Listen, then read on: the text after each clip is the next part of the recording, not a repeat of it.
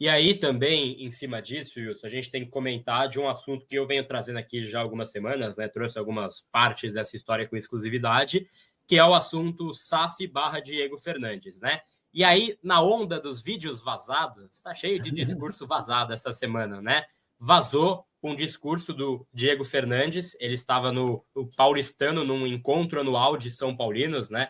Ele esteve presente e estava conversando ali com conselheiros. A gente trouxe a informação com exclusividade que ele estava conversando com conselheiros da oposição e da situação. Teve colega aí que veio falar que é mentira, que não tem nada, aí vaza o vídeo e não fala nada. Depois, não, claro, informação mais que certo. Mas vazou o vídeo do discurso dele, né, para os conselheiros, onde ele fala, né, que ele é São Paulino, que ele é um menino sonhador e tal. Bom, primeiro, né, a respeito do fato vídeo vazado. Eu sei que era uma reunião grande, né? Então era uma reunião no Paulistano, tinham meses e meses, dá para ver pelo vídeo também, né? Tanto é que o vídeo é mal gravado, talvez aquela gravada, sabe, na mesa aquele ali para ninguém ver. miguezinho maroto. Aquele miguezinho. Eu acho, não sei, assim, eu posso estar sendo chato, tá? Mas eu não acho que é o tipo de conversa que deveria vazar, sabe? Porque assim, eu fico imaginando o seguinte: se é um investidor estrangeiro, é um cara, sei lá, o Soriano, do Citi. Ele chama os conselheiros, ele quer conversar, ele quer apresentar as ideias e o plano. Alguém grava e vaza isso, o cara nunca mais olha na cara do São Paulo. Então o cara nunca mais fala, porra, os caras ali, eu tô numa boa tentando apresentar um negócio, os caras vazam o que eu tô falando. Assim, não tem nada demais no vídeo, né? Mas fica só essa observação. Eu também notei uma coisa que de novo, né? Chato parte 2. Mas pô, quando o cara tá, assim, falando, quando o cara tá, sabe, numa mesa e tem um cara, né, no centro da mesa, de pé, falando, finge que tá prestando atenção, pelo menos, sabe? Pô, não fica olhando pro lado, passando cerveja e tal. Me soa um negócio meio, porra, estou cagando para o que esse cara tá falando para mim.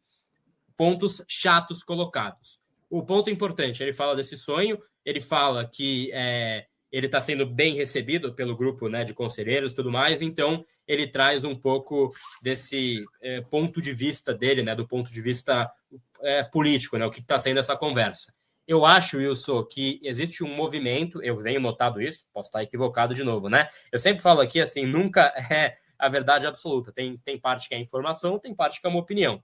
Posso estar muito equivocado aqui, mas eu sinto que tem uma ala do São Paulo e que seria natural isso, que está querendo tentar, cara, desqualificar, né, o que o Diego faz, o que o Diego fala, o que o Diego traz. Eu venho falando aqui, assim, não sei qual que é o projeto, não sei qual que é o próximo passo, não sei o que ele quer na prática. Acho que ele tem que apresentar o quanto antes, porque de, assim, pavonice, de coisa, sabe, de querer fazer farra, tal, querer fazer essas coisas, a gente já tem ali alguns caras que fazem, não precisa de dois, né? Mas, assim, ele tem que apresentar. Mas ele tem que ter uma abertura também para poder falar. Acho que isso é muito importante. Ele ainda não chamou o Júlio Casares para conversar, isso é informação. Ele não tem conversas ainda com o Júlio Casares, presidente do São Paulo. Então, isso pode gerar ali, cara, uma relação, né, que pode ficar um pouco esquisita para esse próximo passo. Mas é isso, né, isso. Eu vou passar mais informações, mas quero te ouvir primeiro em relação a esse discurso. O que você pensa em relação a essa situação toda do Diego Fernandes? Cara, Gabi, nesse meio, ponto um, que você não pode confiar em ninguém, né? Nem nos seus aliados, assim, você tem que já ter uma equipe para você falar alguma coisa mais concreta. Ponto dois, você tem que estar bem posicionado toda hora e você tem que fazer aquele network maroto, né? Então, como a própria diretoria do São Paulo faz muitas vezes, a gente já viu acontecer, eles largam a fumacinha ali e vê se pega fogo. Se pegar fogo, eles sentem se vai ser para o bem ou para o mal. O discurso eu não achei nada demais. Acho que é um menino bom intencionado, com recurso, que talvez tenha a melhor das intenções, viu uma oportunidade de conseguir chegar num baita clube estruturado com estádio que tem renda, recurso e tal, e era a oportunidade que ele estava esperando. Acho ali também que reuniões desse tamanho, 25% da galera que estava ali prestou atenção no que ele estava falando. As outras 75% das pessoas cagaram, porque ele falou, como você falou, os caras estavam no Zap, mandando mensagem, passando a serva, fazendo alguma coisa. Tava ali no Somebody Love. Eu acho que ele, inteligentemente, ele sabe disso, que ele aparenta ser um cara do business, de negócio. Então ele chegou, ele se apresentou, ele falou o discurso que é o sonho dele, sonho realizado, o sonho de poder isso, poder aquilo, mas eu acho que ele está sentindo ainda. Ele não chama o Casares, eu acho que de propósito. Eu acho que essas notícias vazadas podem até ser coisa dele. Então ele está sentindo como ele vai ser recebido, ele está sentindo como que a torcida vai receber isso. Ele foi à reunião dos conselheiros, deve ter trocado ideia com uma galera, situação e oposição, para sentir o pessoal. É muito comum, né, negócios desse tamanho, você ter mais de 10, 15 reuniões e, cara, metade é ruim e você se frustra, e aí quando você menos espera, você acha uma brecha, uma resenha, alguém muda de ideia. Então eu acho que ele está capitalizando, sabe? Ele está ali, ele planta sementinha ali, conversa com um aqui, vai conversando com gregos e troianos, vai sentindo, a galera vai falando, o Casares é gente boa, o Casares está puto, o Casares não quer ouvir, ou quer.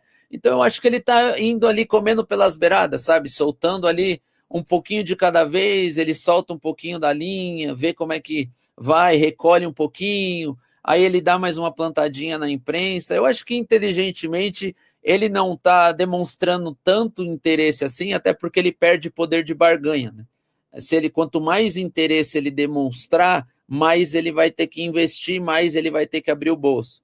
Então, do jeito certo, ali no Somebody Love, ele tem uma cara, bom moço, rapaz bonito, bem apessoado, que loucura. Então ele tá indo aos pouquinhos assim, ele vem devagar. Eu acho, cara, nego velho do business.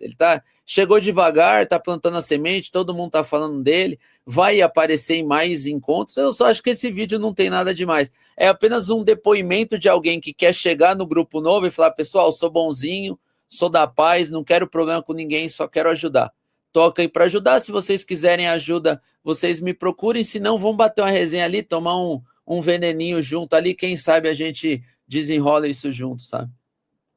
É isso, eu acho isso também. E aí, cara, para passar mais informações também, né, em relação a isso, até vieram algumas informações de que o Diego Fernandes estaria perdendo força entre os conselheiros e tudo mais. Eu acho que isso é discurso do outro lado, né? Assim como o Ilcinho falou que tem discurso do lado do Diego, para mim tem um discurso do outro lado.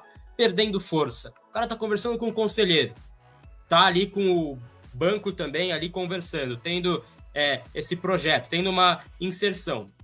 Para mim isso é ganhar força. A gente não falava do Diego Fernandes há um mês atrás.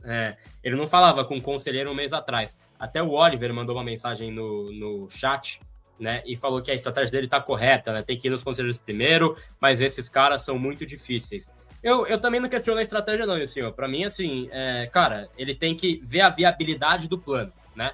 Então, cara, de promessa, gente que chega e fala, eu assim, quero investir, quero comprar, tem aos montes. Ele tem que entender a parte política do São Paulo. Eu não questiono. E aí, cara, para voltar de novo numa informação, né, que eu acho importante a gente trazer. O Diego não é o cara que vai ser o comprador da SAF. Ele é um intermediário. Ele junta as pontas, ele junta investidores, ele é bem influente no mercado, e aí ele vai juntar essas pontas para fazer uma oferta para o São Paulo, seja de compra, seja de investimento, e aí eu creio que ele vai caminhar para uma SAF, né? E aí teve uma informação também curiosa, assim, também nesse lado, a gente trouxe aqui, ele não conversou ainda com o Júlio Casares, ele conversou com o Outen. Esse encontro do Paulistano, de acordo com o que saiu no GE, o Outen estava presente. E aí veio a informação no fim de semana, que foi divulgada pelo nosso amigo Ramon Arte, que também confirmada pelo UOL, de que Júlio Casares e Outen foram ao banco BTG, que seria o banco que ele tem, então, ali conversas, né, após o papo do Diego com esse grupo de conselheiros. E aí eu fico imaginando, assim, é uma situação, assim, hipotética. Eu chego para você e te falo, eu tô conversando com o banco Arquibancada Tricolor para fazer uma oferta assim, assim, assada, a gente vai conversar, a gente tá ali formando essa oferta. Aí eu falo para, sei lá, para sua esposa, sabe? Falo para uma pessoa importante na sua vida, mas falo, com o Ilcinho não vou falar ainda. Aí ela vai, te conta, vocês pensam e fala, bora lá no banco? Vão lá no banco. Não sou uma coisa esquisita ou eu tô viajando? Não, Gabi, isso acontece aos montes com o jogador, tá? O que acontece com o jogador, isso é tipo assim, Wilson, posso te oferecer ali na Arquibancada Tricolor? Pode. Aí ele vai lá e falou, vocês não querem contratar o Wilcinho? Ah, não, mas o Wilsinho não faz comigo e tal, aí o arquibancada tricolor vem direto em mim. E quer passar, tipo, o empresário para trás. Mas, tipo assim, entre confiar direto no clube e confiar num cara que tá comigo há anos, eu confio no cara que tá comigo há anos, né? Porque ele vai desenrolar a mesma coisa, o Diego. Se o Diego chegou a falar o nome do banco, é porque ele tá fechado com o banco. E o banco sabe que ficar com o Diego é muito mais lucrativo do que fazer o negócio direto, porque o banco pouco importa se ele vai comprar A, B ou C, né? Ele quer o business, ele quer abrir o leque de oportunidades e não fechar a porta. Então, se os caras fizeram esse movimento de tentar passar o Diego para trás e direto ao banco, cara, eles são mais juvenis do que eu achei que fossem. Porque, cara, em negócios desse tamanho, o Diego só abriria o nome se ele tivesse fechadíssimo com o banco. E se os caras fizeram isso, cara, os caras morderam uma isca gigante. E aí, no final das contas, se isso aconteceu e eles voltarem para a resenha com o Diego vai abrir a porta da reunião e falar: e aí, minha galera, acharam que ia me passar para trás, né? Diegão na área. E aí vai ser mais da hora. E aí, minha galera, ele falou: dá um abraço aqui, meus peixes, acharam que ia me pegar, né? Pausa de 5 segundos para pedir a sua ajuda ao nosso canal com o seu like e se inscrever se ainda não for um inscrito. Corinthians amanhã, um grande clássico, né? Um jogo importante, um confronto direto. As duas equipes vêm com momentos um pouquinho complicados na reta final, isso é verdade. O São Paulo pode ter até 15 desfalques para o jogo contra o Corinthians. Até então, temos 12 certos que não estão relacionados para a partida. O São Paulo espera contar com os jogadores que foram convocados, né? Ferrarese, Tapia, Bobadilha estiveram nesta data FIFA, né? Cada um representando a sua seleção. Gonzalo Tapia, inclusive, fez o seu primeiro gol com a camisa do Chile. O Ferrarese estava presente com a seleção venezuelana e, braçadeira de capitão. Bobadilha é sempre importante também para a seleção do Paraguai. E o São Paulo espera contar com os 3 jogadores, mas precisa também ter a questão da logística. O Ferrarese é o primeiro a chegar, né? O Ferrarese jogou na última terça-feira à noite e chega na quarta, hoje à noite, ao Brasil e deve normalmente disputar a partida de quinta-feira, né? Já o Tapia e já o Bobadilha, né, são os jogadores que vivem essa indefinição, vivem essa dúvida se eles estarão à disposição. É um time muito desfalcado, terá reforços da base, né, como a gente conversou com vocês no vídeo de ontem, como a gente vai complementar a informação, né? Nicolas deve, né, ser relacionado, garoto que atua na lateral esquerda principalmente, mas pode fazer também a lateral direita, 18 anos de idade, assinou recentemente um novo contrato profissional com uma multa de mais de 400 milhões de reais, já foi sondado por algumas equipes do futebol europeu, deve estar relacionado, né? O São Paulo não conta com Enzo, não conta com Wendel, tem em tese o Patrick, né, que na hierarquia estaria à frente, mas é um jogador que acabou nunca agradando, né, a torcida são paulina, então pode ser que o Nicolas ganhe uma oportunidade, não amanhã, né, porque é um clássico, né, pode ser que o Crespo coloque, né, mas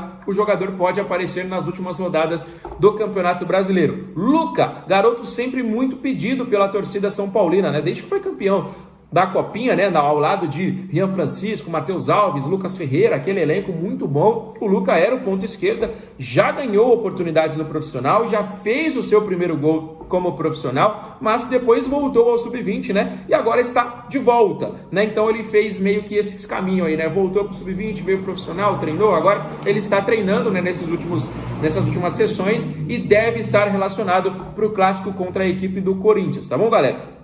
Ainda tem o Paulinho, centroavante, né, que é uma posição que em tese está vaga, já que todos os jogadores da função estão machucados, né? O São Paulo estava usando um sistema com 2 atacantes ali, flutuando bastante, né? Luciano, Itapia, Lucas Moura, né? Todo mundo ali flutuando, caindo para um lado, caindo para o outro. Centraliza mais, recua um pouquinho mais, né? Não tendo um centroavante de fato, igual é o próprio Paulinho, e também o Pedro Ferreira, né? Que é já um meio campista, tá bom, rapaziada? Então, temos muitas novidades para a partida de amanhã, né? Esperamos pacientemente a data FIFA encerrar, né? A seleção brasileira, inclusive, está aí nesse último jogo contra a Tunísia, venceu o Senegal hoje a partida contra a Tunísia, né? Mas agora chegou a nossa vez, né? Agora não tem mais data FIFA, agora é Campeonato Brasileiro até acabar a temporada, vai ter uma pausinha ali para a Libertadores, tem também em dezembro as finais da Copa do Brasil, né? Mas o São Paulo, como só tem o brasileiro para disputar, esse é o foco, né? Ainda temos o sonho, né, de estar pelo menos no G7, o que já nos dava a garantia de uma vaga na Libertadores. É um pouquinho distante, né? O Fluminense adquiriu aí uma vantagem de 6 pontos, né? Restam 5 partidas, então o São Paulo precisa fazer um desempenho absurdo. Pode ser que o São Paulo se classifique para a Libertadores em um G8? Pode, existe essa possibilidade, mas para a gente não depender de nenhum resultado, de Copa do Brasil, não sei do que, a gente tem que ficar pelo menos no G7 para a gente ir para pré-Libertadores, né? Nem uma vaga direta, né? Então, o calendário que já é apertado para o início do ano, né? Se a gente for citar que o Campeonato Paulista começa em janeiro, o Campeonato Brasileiro começa em janeiro. Se a gente for para pré-Libertadores, começa ali para o começo do ano também. Aí tem a Copinha, né? E aí você fala, alemão, mas a Copinha é sub-20. Beleza, a Copinha é sub-20. Mas você pensa, Paulista, Brasileiro, pré-Libertadores, tudo começando junto. Vocês acham que o São Paulo não vai utilizar os garotos da base? Obviamente que vai, ainda mais um clube que está numa escassez financeira, que não vai fazer grandes contratações, vai utilizar o plantel que já conta aí com os jogadores da base, né? Então, é muito importante a gente ter um elenco à disposição, ter jogadores vindo aí, tendo oportunidades também, e muita coisa vai acontecer de hoje para janeiro, tá bom, rapaziada? Aí você fala, mas é óbvio, né? Mas não, muita coisa vai acontecer. Reta final de 2025, 2026 já se inicia antes, né? Então a gente que começava ali a temporada mais tranquilo, não, ano que vem é ano de Copa do Mundo, né? Então vai ser, pauleira. E a gente vai voltar a falar agora sobre o Bitelo, né? A gente falou ontem o nome do Bitelo, o nome que agradou boa parte do torcedor são paulino, né, rapaziada? O jogador aí que está de saída da equipe do Dínamo e está voltando ao futebol brasileiro, né? O Bitelo, jogador que foi revelado pelo Grêmio, foi vendido, né, por uma boa grana, quase foi parado no Botafogo na última janela. Ele inclusive lamentou, né, ele não ter vindo ao futebol brasileiro pensando em chances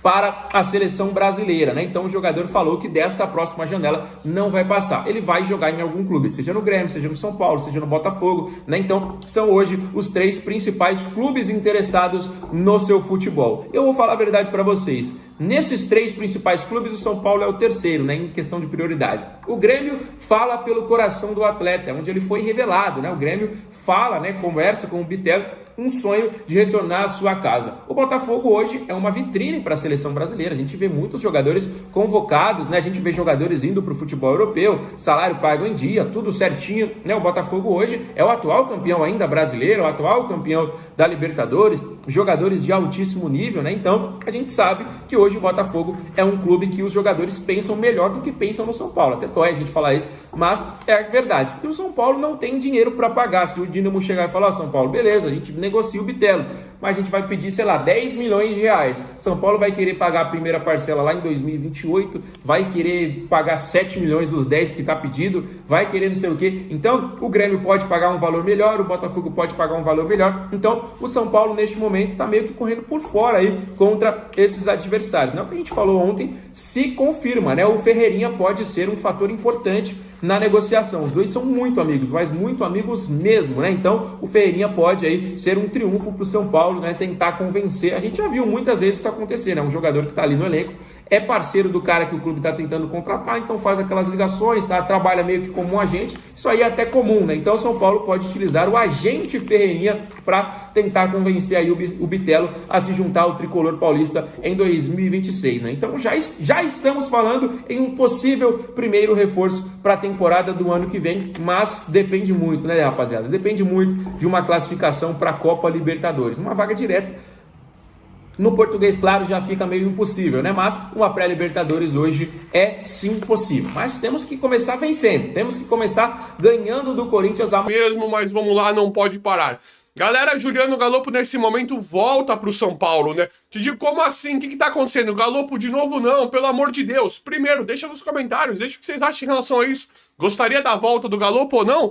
Gostaria da volta do Galopo, sim ou não? Porque é o seguinte... Nesse momento, ele é nosso e está voltando. Nós entendemos que ele não vai voltar porque o São Paulo, aparentemente, ele não é interessante para o elenco do São Paulo, para a montagem, mas ele é um jogador nosso. Pelo que nós temos de momento, é uma predisposição do São Paulo querer negociá-lo, seja com o River ou qualquer outro clube. Mas o Galopo, ele é nosso.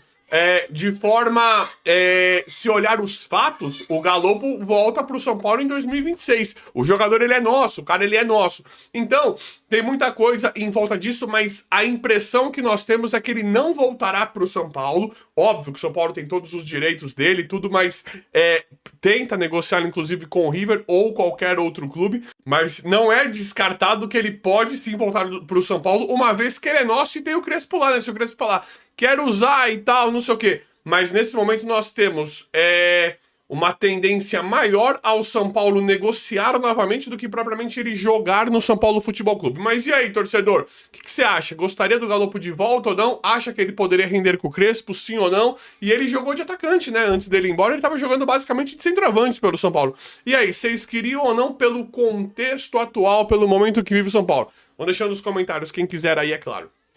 Galera, tá difícil, gente.